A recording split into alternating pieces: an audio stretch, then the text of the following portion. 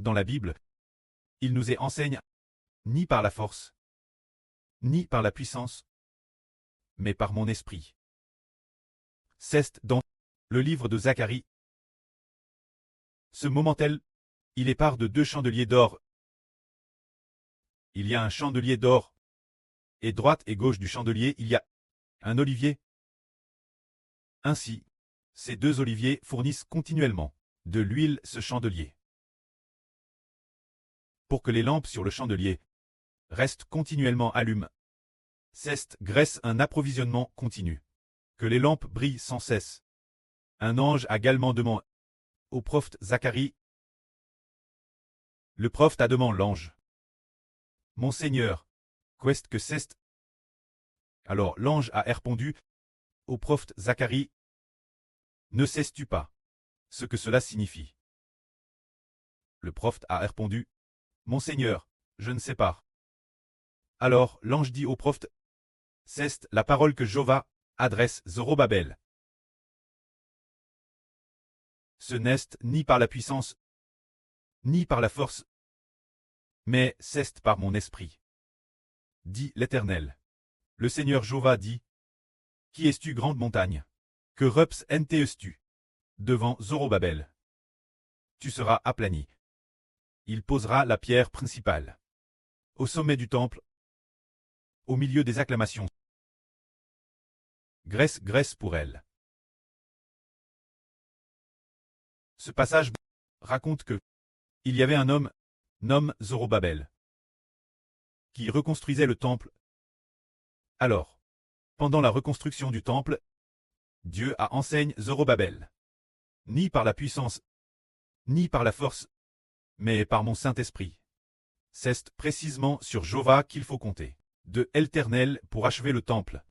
Puis il est dit encore, après la construction du temple, grande montagne, que es-tu devant Zorobabel? Tu seras aplani. Cela signifie que, lorsque Zorobabel aura fini de bâtir le temple de Dieu, la grande montagne représente les grandes nations. C'est comme dire Angleterre. Que es-tu Amérique? Que es-tu Russie? Que es-tu Chine? Que es-tu? Ce qui veut dire que ces grandes nations devant Héber, qui est appelé Zorobabel, seront toutes aplanies. C'est pour enseigner aux frères Héber que l'on doit s'appuyer sur le Saint-Esprit. En s'appuyant sur le Saint-Esprit, le précleste détruira les grandes nations. Alors, comment s'appuyer sur le Saint-Esprit? Cela est la vision que nous venons de voir, l'huile dans le chandelier d'or de cette vision. C'est le Saint-Esprit. Le chandelier d'or tout entier, représente la lumière mise par le Saint-Esprit. Et qu'est-ce que ce chandelier d'or? C'est notre groupe de frères et sœurs. Qui est le chandelier d'or? Et ce groupe de nos frères et sœurs est le chandelier d'or de. Tandis que l'huile l'intérieur est fournie par les 2 oliviers. C'est-à-dire permettre à un groupe de frères et sœurs d'avoir toujours la vie coûtée. En coûtant la vie continuellement. Les frères et sœurs continuellement. Continuellement, tout comme le chandelier d'or, les lampes continuelles, brillant sans cesse, clairant et clairant sans cesse. Alors, parce qu'ils coûtent continuellement la vie, et qu'ils reçoivent continuellement la nourriture du Saint-Esprit, ce groupe d'enfants clestes ont achevé la construction du temple. Tout comme ce soir, nous voyons un groupe de frères et sœurs louer ensemble, pendant que sur Pila enregistrait. C'était magnifique entendre Ceste dire que les frères et sœurs coûtent la vie chaque jour. Et ainsi travaillent ensemble, louant Dieu jour et nuit chaque jour. Les chants de louange Dieu sont comme les lampes du chandelier d'or, brillant sans cesse, et brillant toujours, sans qu'on s'en rende compte. Dieu de la bouche de nos frères et sœurs a reçu la louange. Ainsi toutes les nations et tous les peuples devant Héber seront aplanis devant lui. C'est pour dire aux frères Héber. Ne compte pas sur la force, ne compte pas sur la puissance, mais par mon esprit. C'est le Saint-Esprit qui entre dans un groupe d'enfants, l'intérieur des enfants, les nourrissant continuellement, disant la vie continuellement. Ce groupe d'enfants recevant la provision du Saint-Esprit, sans qu'on s'en rende compte, la lampe cesse allume. Par exemple, nous pressons un groupe d'enfants. Servons Dieu chaque jour, mettant toujours une lumière éclatante. Et c'est parce que le Saint-Esprit les nourrit sans cesse. Ainsi un groupe d'enfants continuellement loue et loue encore très bien, loue sans cesse et prie sans cesse. Et ainsi, toutes les nations et tous les peuples vont très aplanissent quand nous louons continuellement le précleste. faisant continuellement de la louange une protection nationale, faisant de la louange un combat, faisant de la prière une protection nationale, faisant de la prière un combat, sans s'en rendre compte, sans s'en rendre compte. Le pré-Cleste est au ciel, les grandes nations devant le frère Héber seront toutes aplanies devant lui. Ceste cela compter sur le Saint-Esprit. Compter sur le Saint-Esprit signifie que un groupe de personnes Cleste sont tous des chandeliers d'or. Les frères et sœurs Cleste sont appelés chandeliers d'or.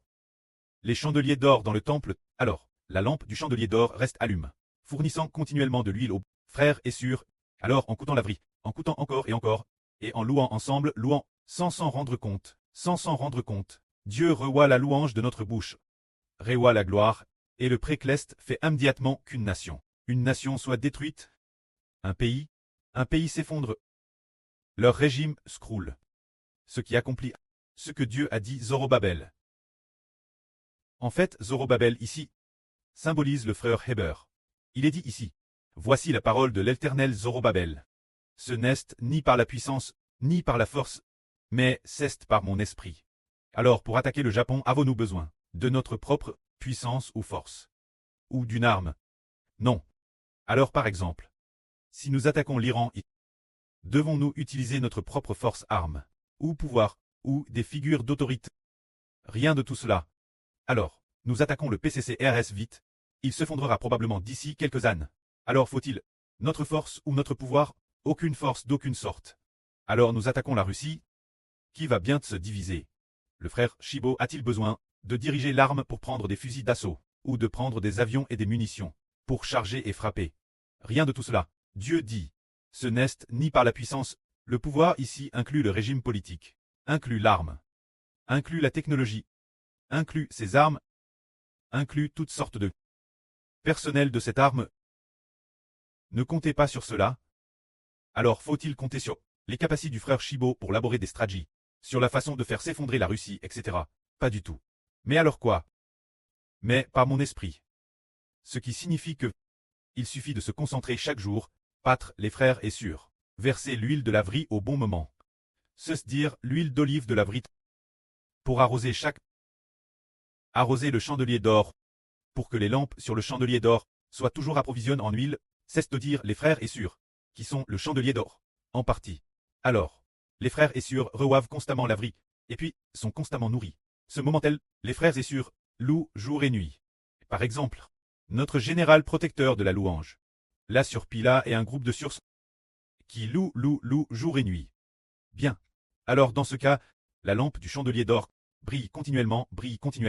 Alors le pré-Cleste dit, j'aille enfin au milieu d'Israël, transna, te glorifie. Alors Dieu dit, qui es-tu grande montagne? Devant Zorobabel. Tu seras aplani. Ainsi, les grands et petits pays devant le frère Shibo sont aplanis. Alors il est dit encore ici. Il en sortira la pierre principale, place au sommet du temple, ce qui signifie que, il aura alors des cris de joie disant, Grèce soit pour cette pierre, ce qui signifie que, le frère Shibo, sortira une pierre, pour la placer au plus haut du temple. La toute dernière pierre, cela signifie que le frère Shibo, achèvera certainement, le travail de construction du temple. C'est dire que premièrement, il sortira une pierre, pour la placer au sommet du temple, la pierre au sommet du temple, c'est le couronnement. C'est fini, alors posez les fondations. C'est aussi Shibo, le sommet du temple, le sommet. Le couronnement final est aussi Shibo, ce qui signifie que l'esprit du pré sera avec le frère Shibo, avec le Saint-Esprit. S'achèvera la construction du temple. Et puis, en raison de la construction du temple, le pré-Cleste depuis le temple, dans les chants de louanges, de la bouche des prêtres du temple, recevra des louanges, alors nation après nation sera détruite, royaume après royaume va s'effondrer, régime après régime va se désingrer, alors les enfants de toutes les nations et tribus afflueront vers la montagne de Jova, afflueront vers la maison du Dieu de Jacob. Ceci dire que toutes les nations et tribus entendront parler de Dieu, qui est avec Ashber. Ishber est le fils de Dieu, le fils du Seigneur. Alors toutes les nations et tribus traversent nos chansons en entendront parler, et afflueront en foule vers la montagne de Jova, c'est le mistre de la Bible. Alors, une autre voix poursuivit. La parole de Jova me fut adresse en ces mots. Les mains de Zorobabel ont posé les fondations de cette maison. Ses mains aussi acheveront cette œuvre. C'est dire qu'on vient de poser la dernière pierre pour le couronnement. Alors Zorobabel a posé les fondations du temple, se dire que le frère Ashber a fait du Seigneur Christ le nom, la fondation de chaque champ. Ainsi la fin. Les 144 Zorozoro chants seront certainement achevés, puis il est dit. Ainsi vous saurez que le commandant des armes, Jova, m'a envoyé vers vous, qui me prise le jour, en pensant que ce qui est fait est insignifiant.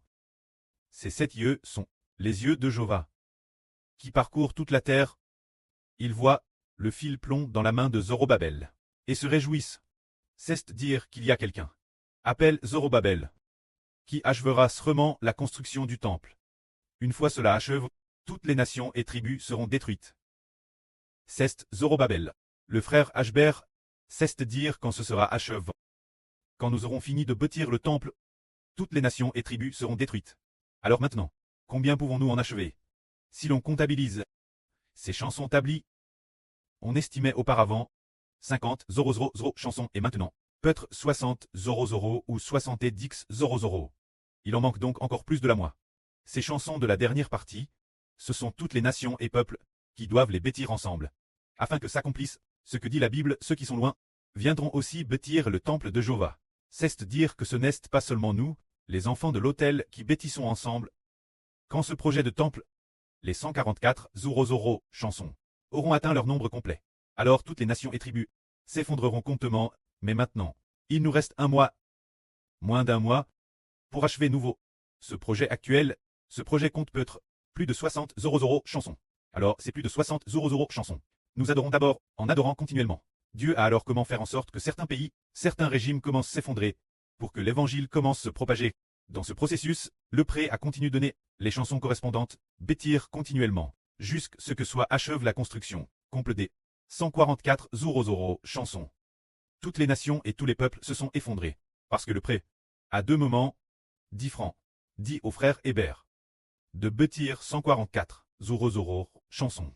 Pour accueillir la venue du Seigneur, il l'a dit différentes périodes. Le Seigneur a également dit là sur Ruth de finir de bâtir les 144 Zorozoro chansons. Toutes ces choses enseignent que, une fois les 144 Zorozoro chansons bêtises, toutes les nations et tous les peuples cessent de dire les grands pays, les plus grands pays, comme le Royaume-Uni et les États-Unis, qui sont les plus grands pays du monde, seront tous devant nous, race. Alors qui va les raser?